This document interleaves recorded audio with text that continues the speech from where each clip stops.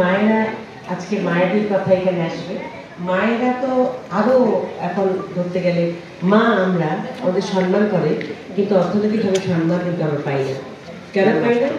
মা, মেয়ে, মহিলা এদেরকে একটু কম দিতে হবে, শ্রমিকদেরও কম দেওয়া হয়, আমাদের ঘরেও আমরা কম পাই।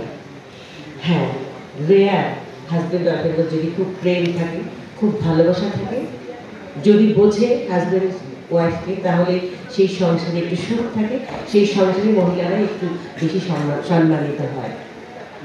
আমি দেখেছি, আমি আমার সংসার আমার ঘর বলে না, আমি অনেককে দেখেছি হাজব্যান্ড বাইরে থেকে আসলে পরে একটু রেস্ট নিয়ে খুব টায়ার্ড, ছাড় অনেক কাজ করেছি বলে হয়তো শুয়ে পড়লো, কি বসে বলে এক কাপ চা দেওয়া তো।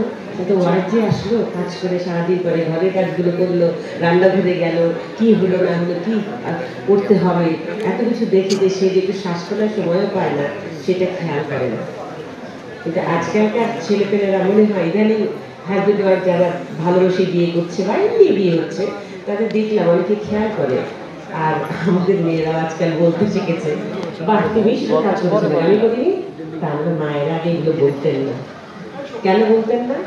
জানতেন যেভাবে শিখিয়ে দেওয়া হতো, তোমার স্বামী তোমার মাথার তাজ, সে রোজগার করে আনবে, তার টাকা পয়সা তোমরা খাবে, কারণ তোমার তো বলার কিছু নাই। গাধার মতো কাজ করেছে আমার মায়েরা, তারও আগের মায়েরা, তারও আগের মায়েরা।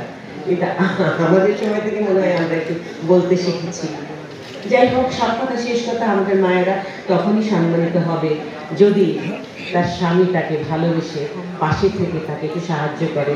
বাইরে কাজ করার ব্যাপারে কোনো কথা বলবে না, ঘরের কাজ করার ব্যাপারে কোনো কথা বলবে না, শুধু সম্মতি থাকবে, তার ভালোবাসা থাকবে। আর সবথেকে বড় কথা, ভালোবাসার মানুষকে অনেক কিছু ভুলিয়ে দেয়, অনেক কষ্ট মানুষকে হজম করে দেয়, হজম করে দেয়। আমার বিশ্বাস কাজে আমার সব মায়েদেরকে অনেক অনেক ভালোবাসা, সম্মান, এবং আমি চাই আমার মায়েরা আমাদের বাচ্চাদেরকে অন্তত সেভাবে তৈরি করবে, ওরা যেন পরবর্তী প্রজন্মকে বা ওদের ঘরের বউকে এই সম্মানটুকু দেয়, ওরাও একদিন মা হবে। আমাদের মায়েদের কাছে আমার এইটুকু অনুরোধ, আমি যেমন আমার বউকে কিছু বলি না, আমার ছেলেকে ছেড়ে দিয়েছি, বউর হাতে ছেড়ে দিয়েছি, আমি কিচ্ছু চাই না তোমাদের, তোমাদের ভালোবাসা, তোমাদের প্রেম, তোমাদের মিলেমিশে থাকাটাই আমি চাই। দূর থেকে আমি শুধু এইটুকুই দোয়া করি, আর কিছু না।